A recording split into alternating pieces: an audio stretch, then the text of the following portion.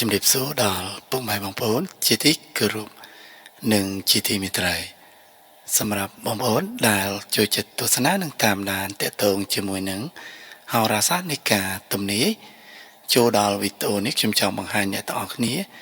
ទាក់ទងទៅនឹងការតាមដានទាក់ទងទៅនឹងការទំនាយឆ្នាំទាំង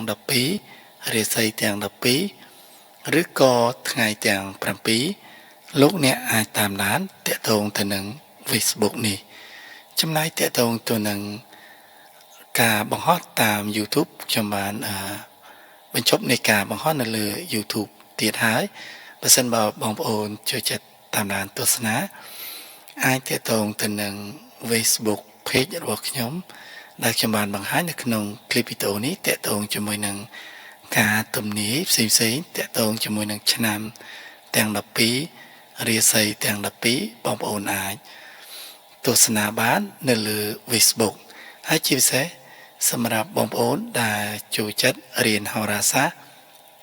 ទាក់ទងទៅនឹងការទិញសៀវភៅហោរាសាស្ត្រផ្សេងៗក៏អាចទាក់ទងទៅនឹង Facebook មួយនេះផងដែរអញ្ចឹងទាក់ទងជាមួយនឹងបើសិនជាអស់លោកអ្នកចង់ទូទីទាក់ទងទៅនឹងរាសីសម្រាប់អស់លោកអ្នកប្រចាំឆ្នាំទាក់ទងទៅនឹងប្រចាំខែឬក៏ប្រចាំថ្ងៃទាក់ទងនឹងការឲ្យរឹកវេលាផ្សេងៗជាពិសេសគឺទាក់ទងទៅនឹងការទូទីអតីតបច្ចុប្បន្នឬអនាគតរឹកវេលាមង្គលផ្សេងៗអស់លោកអ្នកអាចទាក់ទងខ្ញុំបានផ្ទាល់តាមរយៈFacebook page មួយនេះអញ្ចឹងសម្រាប់បងប្អូនដែលចូលចិត្តតាមដានទស្សនា